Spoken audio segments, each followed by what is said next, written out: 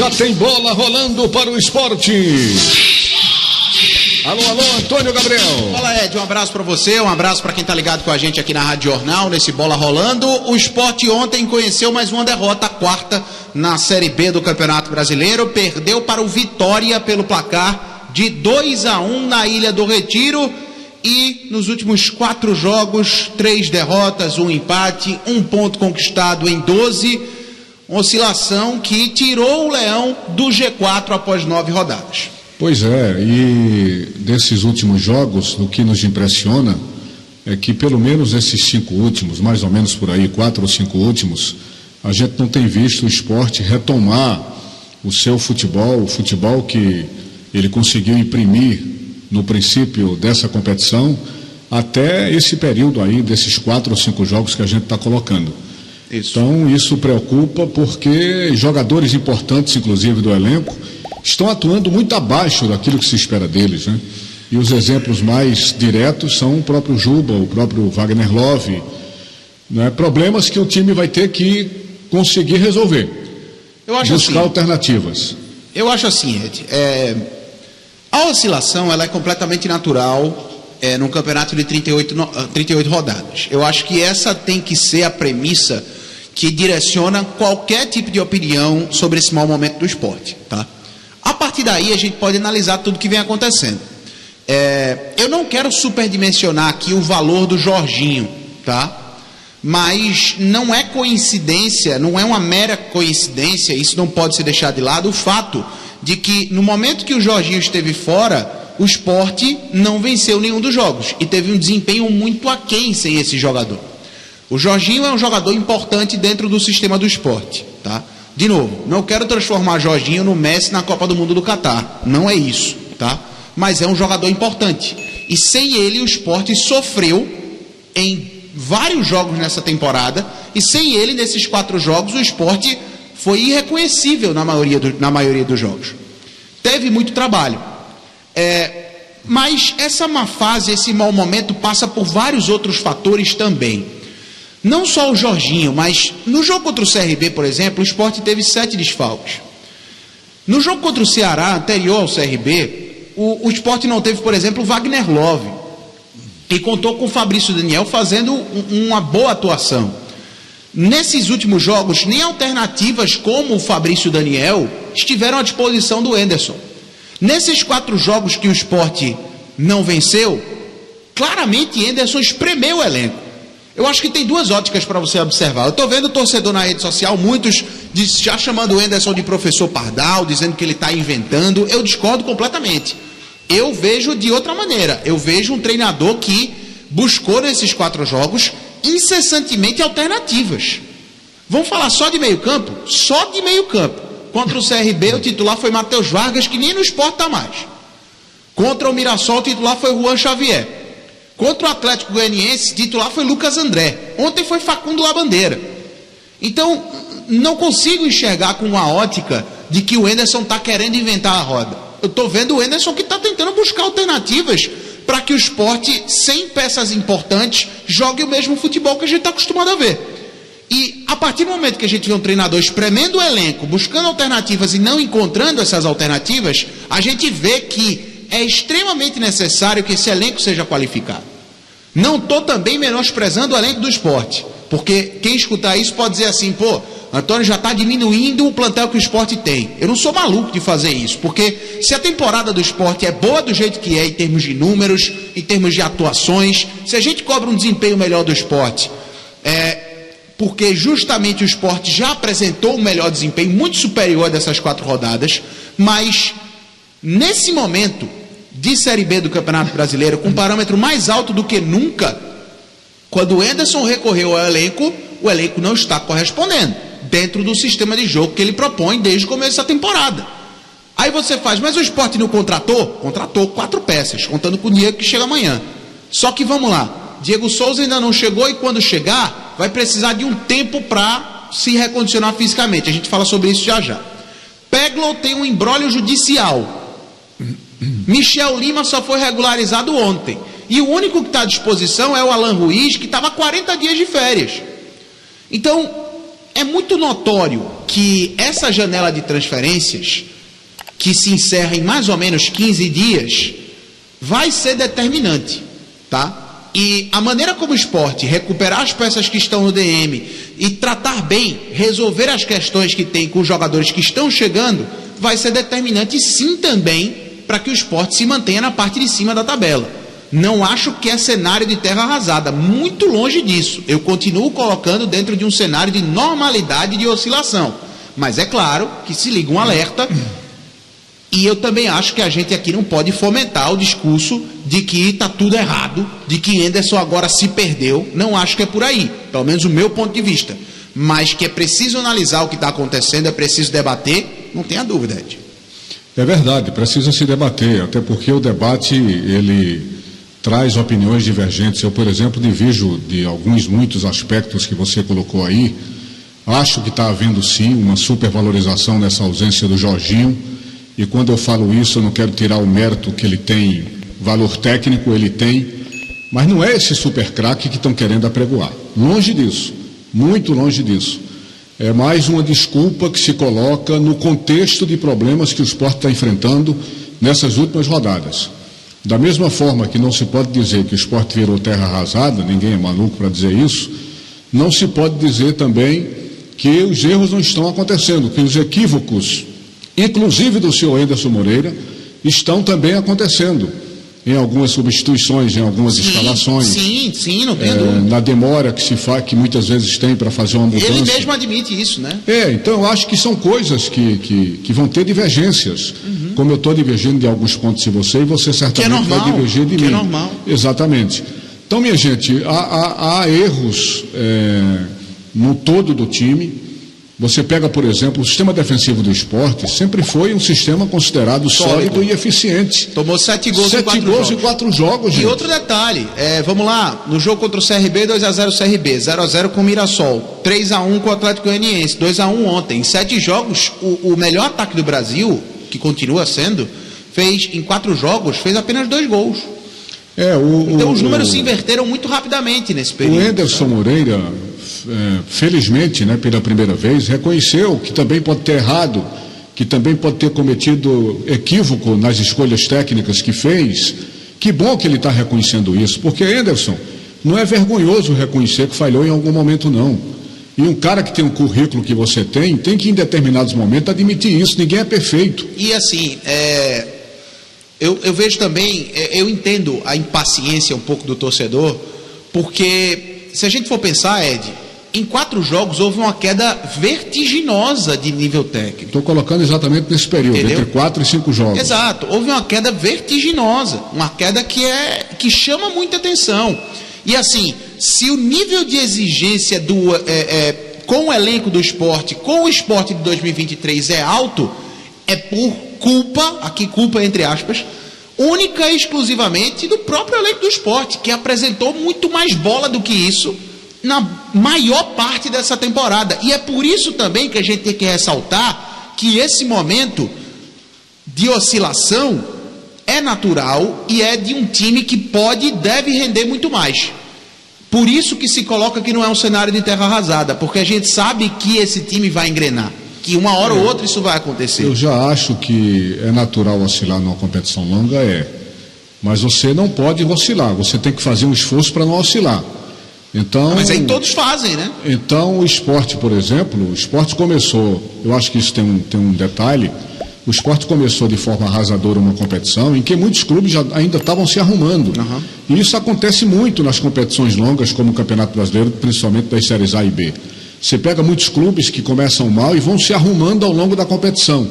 Então, a essas alturas, a gente está tendo um nível maior de competitividade, um nível maior de exigência do próprio esporte para com os demais clubes, entendeu? Então você tem oscilações, mas você tem que fazer com que essas oscilações não sejam tão grotescas, tão grandes.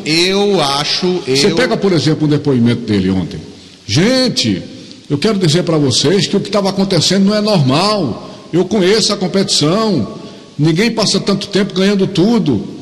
Eu acho até que para justificar o problema, essa colocação dele termina levando a uma condição de dizer, olha, isso aqui está acontecendo, mas não é o que a gente pode fazer ou tem condição de fazer. É questão da competição. Mas eu já acho que não. Eu acho que o Sport começou bem porque estava à frente mesmo de todo mundo. E não está tendo mais essa dianteira porque os outros estão chegando junto.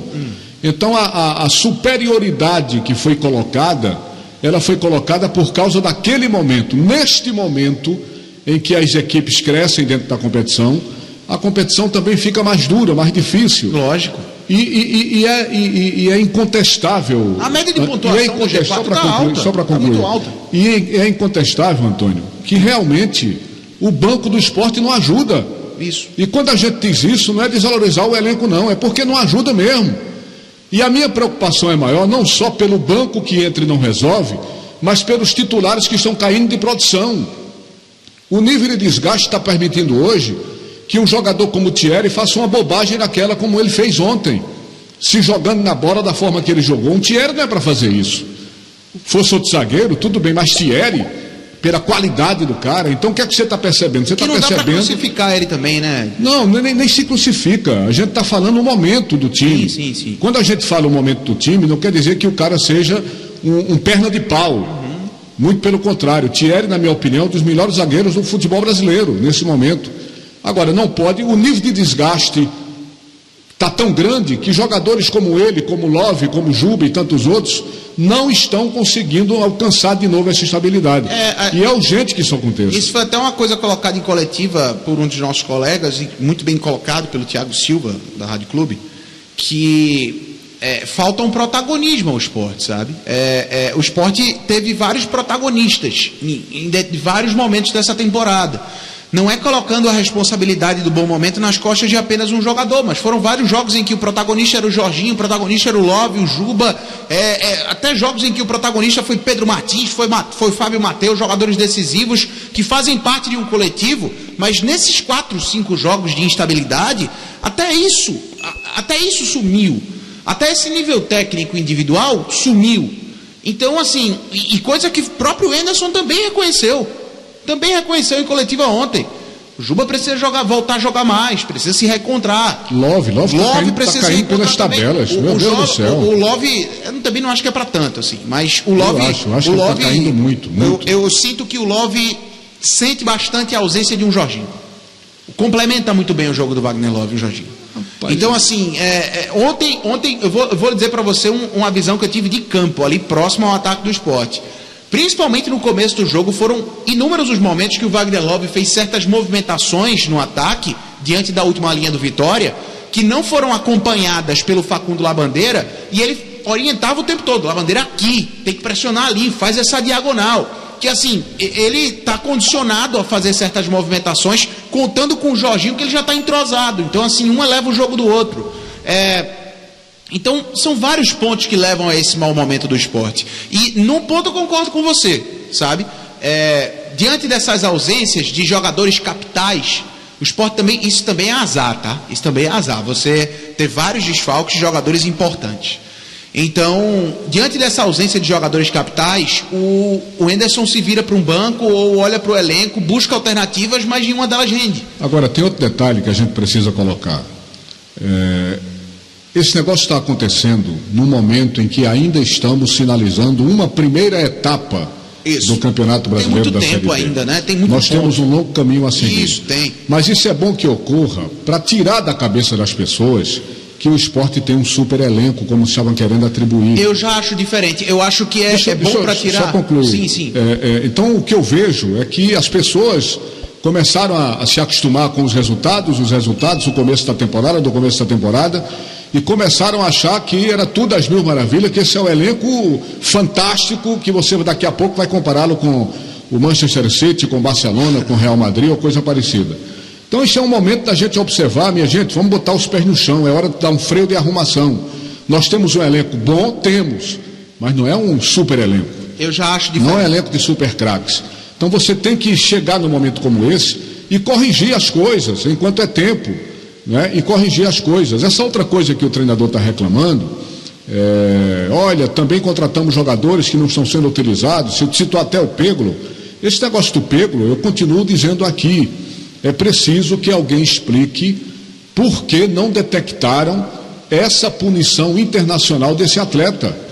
Quando a gente cobra isso, é que a gente quer simplesmente uma explicação. Alguém tem que dizer, não detectamos porque é impossível detectar nesses termos. Esses termos são assim, assim, assim, assado.